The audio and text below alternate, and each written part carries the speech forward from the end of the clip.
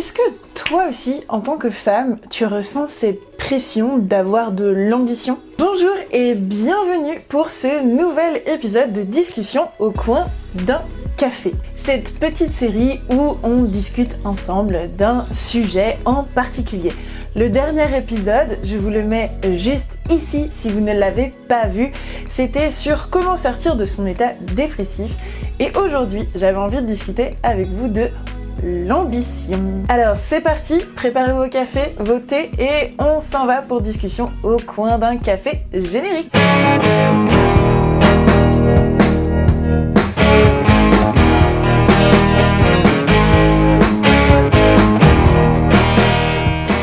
Dans cette vidéo, je vais aborder les questionnements autour de qu'est-ce que c'est l'ambition? Faut-il avoir de l'ambition? Et est-ce qu'on peut avoir trop d'ambition? Alors, je sais pas si toi, tu te sens concernée par ça, mais je ressens comme une pression en tant que femme d'avoir de l'ambition. Alors, je me suis demandé d'où ça pouvait venir, cette pression que je ressentais. Et je me suis demandé si ça pouvait avoir un rapport avec le féminisme. Des femmes se sont battues pour avoir le droit de travailler et du coup, il faut leur faire honneur, et est-ce que ce ne serait pas de les trahir que de ne pas assez travailler? Comme si on respectait pas le fait qu'elles s'étaient battues et que c'était un peu une honte du coup, maintenant qu'on avait ce droit de ne pas travailler par exemple. Je me suis aussi posé la question par rapport aux croyances dans le discours commun. Et j'ai remarqué que j'étais influencée par cette croyance. Alors je dis du discours commun parce que j'ai le sentiment que je ne suis pas du tout la seule et que ça a l'air d'être dans le discours un peu général. Qui dit discours commun ne dit pas que tout le monde tient le même discours. En tout cas, influencé par la croyance qui dit que ou on a de l'ambition ou on est un gros feignant et des profiteurs du système. Alors je ne sais pas si c'est ces deux influences, s'il y en a peut-être plusieurs influences, mais en tout cas, je trouve une certaine logique dans ces deux éléments, que ce soit en rapport avec le féminisme ou en rapport avec cette croyance commune. Peut-être que cette croyance commune vient d'autre chose encore, parce que chaque croyance vient de quelque chose. Mais en tout cas, je me demande si je suis pas, moi en tout cas, influencée par ces deux éléments. Je ne sais pas, toi, ce que tu en penses, si tu penses que ces deux éléments peuvent influencer cette pression un peu d'avoir de l'ambition, ou une seule des deux, ou aucune des deux. Ce qui est sûr, c'est que pendant longtemps, j'ai cru qu'il fallait avoir de l'ambition, ou alors c'était pas bien. J'avais une idée, je suppose, de ce que voulait dire l'ambition. Alors je dis je suppose parce que je ne suis jamais allée la chercher dans le dictionnaire jusqu'à ce jour, mais en tout cas je devais avoir une certaine idée dans ma tête de ce que ça voulait dire, et donc il y avait des personnes avec de l'ambition et sinon il y avait des personnes que je pouvais qualifier de flemmardes. Je mets des guillemets sur flemmard pour plusieurs raisons. La première raison, c'est que c'est un jugement de ma part. C'est complètement un jugement de ma part. C'est moi qui ai établi que cette personne est flemmarde selon mes critères de la fainéantise. Et j'associais la fainéantise à un défaut. J'étais complètement influencée par la croyance que dans la vie, il faut se défoncer à la tâche ou sinon on n'est absolument pas méritant. Et si on ne se défonce pas à la tâche, eh bien non seulement on n'est pas méritant, et on est des gros feignants. Deuxième raison, cette personne que je qualifie de feignante n'a peut-être absolument pas, elle, le sentiment d'être feignante.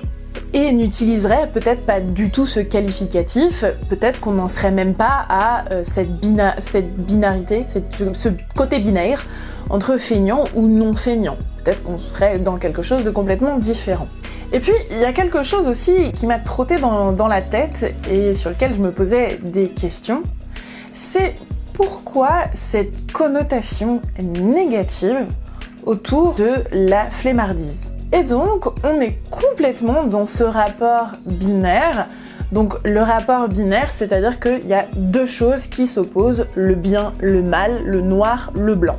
Et donc là, on est vraiment dans cette opposition entre l'ambition, qui représente le bien, et la fainéantise, qui représente le mal. Et donc je me suis interrogée sur pourquoi cette connotation négative? Et finalement, ça tient que sur nos croyances. De voir l'ambition versus la fainéantise relève complètement de nos croyances. Alors du coup, comment parler d'ambition sans aller chercher cette définition du mot ambition? Qu'est-ce que l'ambition? J'ai ouvert mon petit ordinateur et je suis allée chercher la définition du Larousse. Et donc le Larousse nous donne 3 définitions. La première concerne le désir ardent de posséder quelque chose, de parvenir à faire quelque chose. On pourrait y voir comme synonyme l'aspiration, le but, souhait. Deuxième définition, désir ardent de gloire, d'honneur, de réussite sociale. Là, comme synonyme, on y verrait plutôt la convoitise.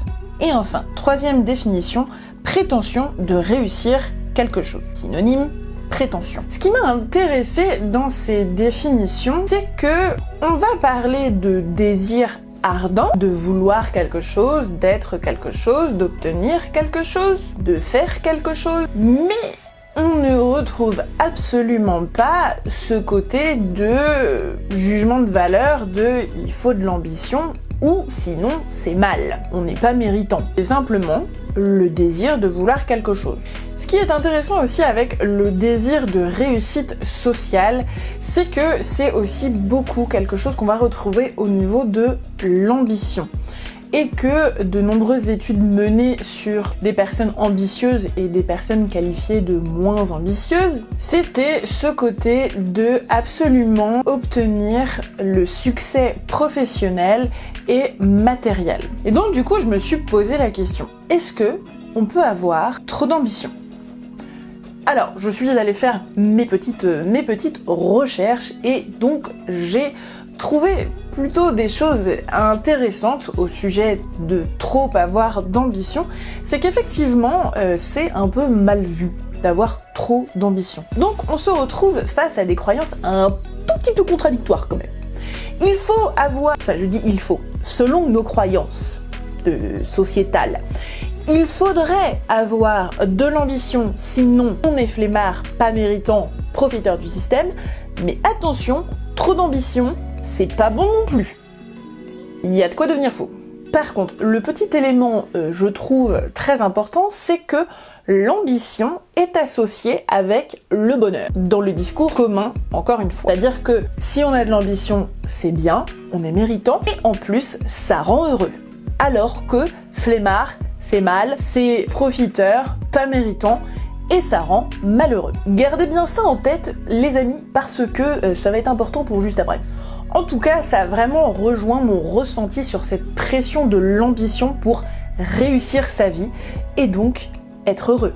Sauf que les études montrent l'inverse. Selon une étude réalisée, je vous mets ça sous la vidéo, hein, dans la description. De toute façon, comme d'habitude, vous pouvez y retrouver toutes sortes de liens en rapport avec la vidéo ou des offres qui pourraient vous intéresser, gratuites et payantes. Bref, je ferme la parenthèse.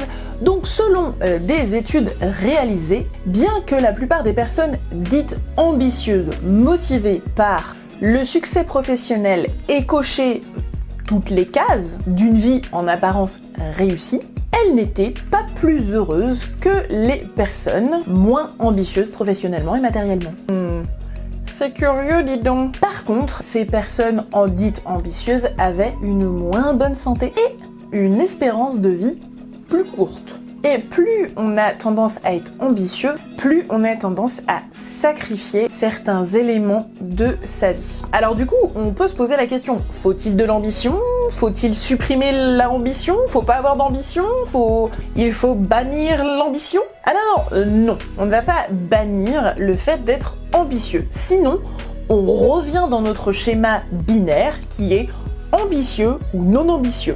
Le schéma binaire, cette opposition binaire, est concrètement vraiment mauvaise. Le problème, c'est que c'est ce qu'on fait tout le temps dans la société. C'est bien, c'est mal, c'est noir, c'est blanc. On le revoit dans la plupart des débats sur tous les sujets qu'ils soient, en société, en politique, en tout ce que vous voulez. Mais il est important de prendre conscience de cette dimension binaire et d'en sortir. C'est vraiment important. Je ferai une vidéo d'ailleurs plus détaillée sur ce rapport au binaire.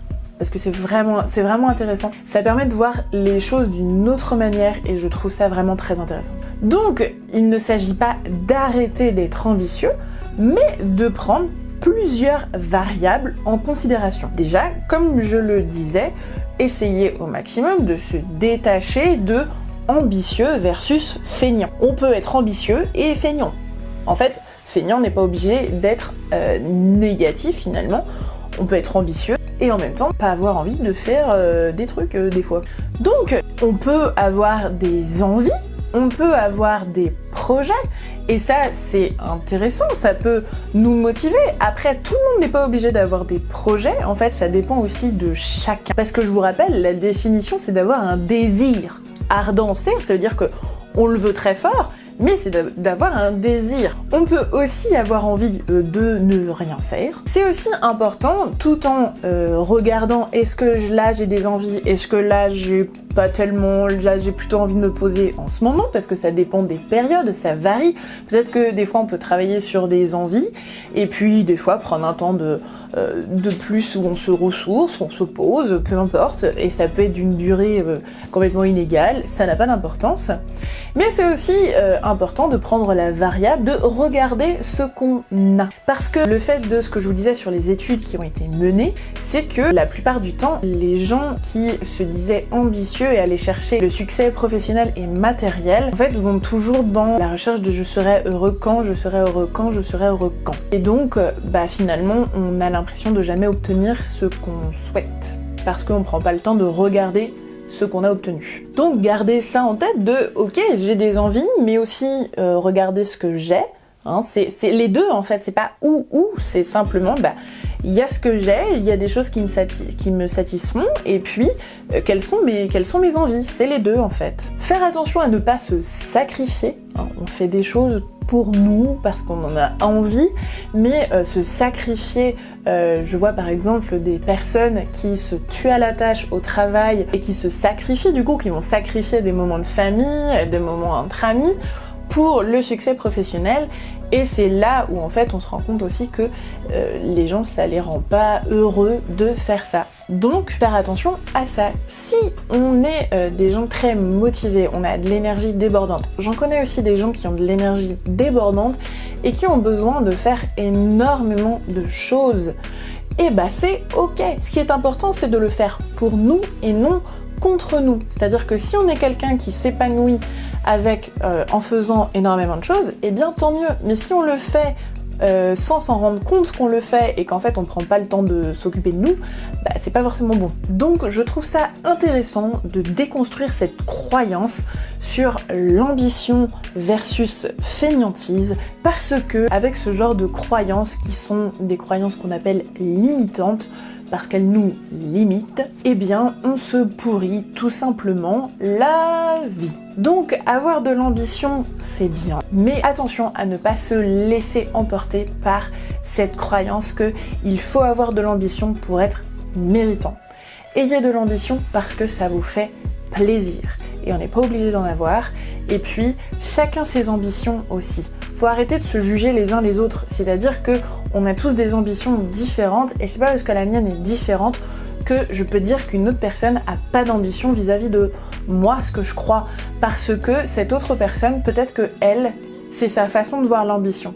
Donc chacun ses ambitions, chacun ses façons de faire, et l'important c'est de faire des choses pour soi, qui nous font du bien, qui nous apportent de la joie, et se détacher de nos croyances limitantes. Voilà pour ma petite réflexion au coin d'un café sur l'ambition. Je sais pas ce que toi tu en penses, s'il y a des choses que tu veux apporter vis-à-vis de l'ambition, quelles sont toi tes croyances vis-à-vis de l'ambition, est-ce que tu t'es déjà posé ces questions, est-ce que déjà tu te considères personne ambitieuse, est-ce que tu te sens influencée par cette croyance que c'est plus méritant d'être ambitieux, je sais pas, dis-moi ce que t'en penses en commentaire.